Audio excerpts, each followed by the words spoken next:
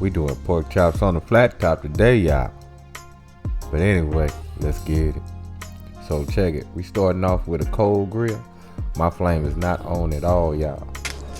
And we're gonna go ahead and season them up, rain on them with a little salt and pepper. And we're gonna set our temperature to low. Low, y'all, low. Now as that comes up, it's gonna start rendering that pork fat until you get that side done. Now, mine took like 10 minutes a side. But you want to do it slow so your pork steaks stay flat. And look at those, y'all. Look at it. Look at it. Oh my goodness. Time to eat, y'all. Time to eat. Like I say, this is a real quick video. Just showcasing this here.